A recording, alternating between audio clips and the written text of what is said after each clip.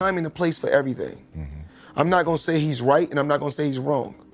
You know, but it's so crazy. When he spoke about it, I could have easily came out and said, yeah, you spoke about it. I ain't have to say nothing. I think it's dangerous for him to go back in there and fight Lamont. I think Lamont is a hell of a fighter. I can see that going left. So he better be on his A game. YouTube, we're back again with some more boxing news in the boxing world. We got some breaking news. Gary Jonas, Lamont Roach's promoter, says this rematch is a done deal. Floyd Mayweather has once again made headlines, this time with a bold warning directed at his former protege, Gervonta Tank Davis. In a surprising turn of events, Mayweather has publicly cautioned Davis to reconsider and potentially pull out of his highly awaited rematch with Lamont Roach. Known for his strategic mind both inside and outside the ring, Mayweather's warning has sparked intense speculation across the boxing world. With tensions rising and questions swirling about the reasoning behind this dramatic plea, fans and analysts alike are left wondering whether there's more to the Roach. I think Lamont Roach is a terrific fighter. He might be a little over his head with Gervonta Davis. Gervonta Davis is, I mean, to say the least, he's a beast. He really is. He's a tremendous fighter. He's a dedicated fighter when it comes to training and fighting and making sure that he's in optimal conditions when he steps inside that squared circle. It's going to be a tough night for Roach, but you can never count him out. You know, watching him fight up close and personal, he's sneaky good, which means he can catch you at any time. He can land combinations sometimes at will without you even knowing it. You know, he's that sneaky. So, yeah, it's going to be very interesting. But, you know, obviously Gervonta Davis has the experience. He has the knowledge. He has that mean streak in him that will take you out with any punch. Lamont Roach Jr., scheduled for August 16th in Las Vegas. This bout follows their controversial draw earlier this year, where a disputed non-knockdown in the 9th round sparked widespread debate among fans and analysts. Determined to reaffirm his dominance in the lightweight division, Davis is intensifying his training regimen, focusing on both physical conditioning and strategic refinement.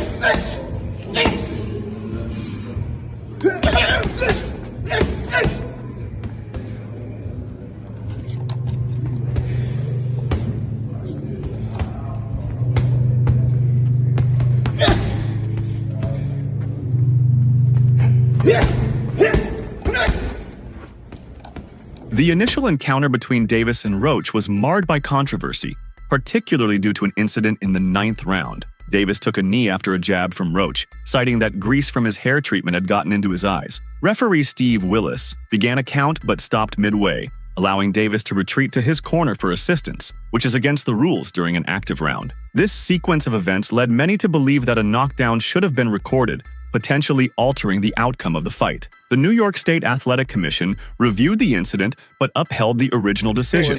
I don't know what the just happened. You're a referee. Your big as you should have seen what the going on. Why I would have, if I'm in the corner, I'm erratic in between rounds. What was your feeling in between rounds when you seen that? We was going off. Actually, my assistant coach, Ben Johnson, he was going off on him up. Like, hey, Steve, the is wrong with you? He was cursing him out and everything. He was like, that was a down. Yeah, he just stood off and waved us off, and he was like, yeah, because for me, one person would have been having to deal with Lamont, and the other would have been the whole 60 seconds. Yeah, that's how it was. I was dealing with him, and my man Ben was dealing with the rough. Right. Their first encounter, Lamont Roach showcased remarkable resilience and skill. He stood toe-to-toe with Davis, absorbing and countering punches effectively. Roach's defensive prowess and ability to retaliate left a significant impression on boxing enthusiasts, marking him as a formidable What I didn't know is that once Lamont Roach stepped into the ring, he would be the bigger fighter. What I didn't know is that once he was in the ring and he looked like the bigger fighter, he fought like the bigger fighter. Because, ladies and gentlemen, from opening bell, he walked right to Gervonta Davis. Walked right to him.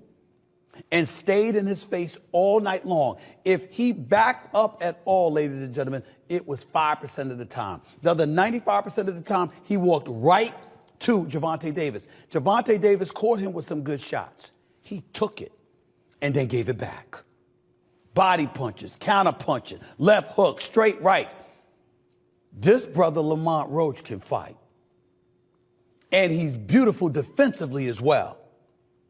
And seemed completely unfazed and undeterred by Tank Davis, a knockout artist. Lamont Roach wisely included a rematch clause in his initial fight contract, guaranteeing an immediate rematch if he lost or the fight ended in a draw.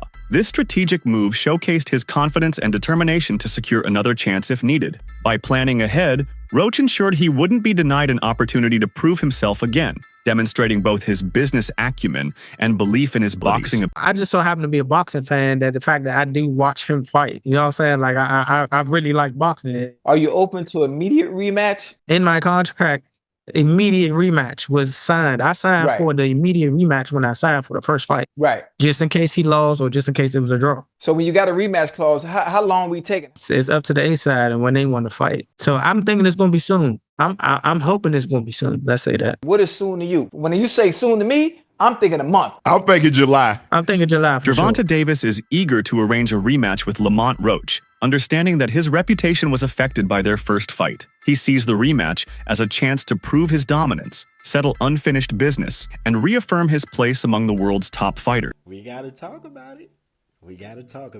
So Tank officially came out and says that he wants to put this rematch as early as May. Now, if that were to happen, Lamont Roach gets a second time to prove himself. Now, in my personal opinion, his stock has already risen. He is already notable. The fact that he went toe-to-toe with Tank on a decision that ended in a draw, whether he loses this second fight or not won't even matter. Because he's directly in line to go against the Keyshawn Davis, the Shakur Stevensons, and etc., the Devin Haney's, and etc. I can see him moving up and going against a Devin Haney or Ryan Garcia or somebody like that. So many people to fight. Lamont Roach has definitely proven himself. But let's talk about something else. And that is the hairstylist situation. In my humble opinion, I believe she should have been quiet. As a hairstylist, there was nothing for you to say. No fan in boxing was gonna look at them like, I don't want her braiding my hair. No one would have said that. But she hurt herself when she came out and publicly made multiple claims, got all his receipts that no one needed, no one asked for, saying, oh, this had no grease or oil in it. No one cares. Nobody even believes it. Sometimes it's best to remain quiet. But you guys let me know in the comments. Should she have remained quiet, or should she have did what she did, which is spoke up? You let me know.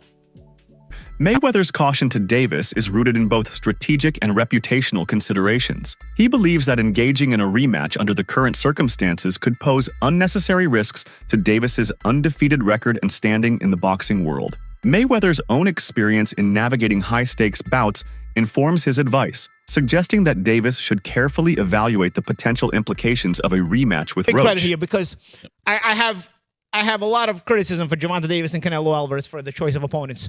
But at least Gervonta Davis is doing the Mayweather. He's giving the immediate rematch. Right. You had a tough fight, you're doing the immediate rematch. I like it. All right, so what I'm I need to push back real quick. Yeah, I knew you would. Go ahead. Push back. I'm giving the guy credit. I like Gervonta Davis. I know you talk a lot about his opponents and whatever, and you're talking about Lamont Roach. We're not going to go pick a... But okay, find me a less than a 10-1 underdog and he fought on pay-per-view. Look, I'm talking about this fight right here. Look at the first fight. So picking Lamont Roach, you're saying, oh, he's basically cherry picking is what you're alluding to. He has a history with the guy. They've been in the gym together. They sparred together. They fought in the amateurs. He knew the level that Lamont brought. Also, Lamont's one of those guys. You ask anybody in the boxing world, they know how good Lamont is, and it's like his record. Leading up to him getting to the title shot or getting his title win, it's kind of like, the Jamel Herring fight's really hard to forget. He struggled with some guys that you wouldn't expect him to, but he's really come into his own because the guy who was in the gym that everybody saw coming up has been realized now. So I don't think Gervonta Davis was handpicking an easy guy in Lamont Roach. Stylistically, listen, Gervonta's team's not dumb. They look at what this guy can do and where he can give him troubles. And it certainly worked out that way. Did they overlook him a little bit in terms of being like, I beat him back then. He struggled here and there. I'm just too good. I'm on a different level. I think that Lamont really stepped up. So I'm going. Gervonta's that good, but guess what? So's Lamont. So I was exaggerating. That's what you're saying. I'm exaggerating. You tend to be hyperbolic at times. Yes. How dare he? How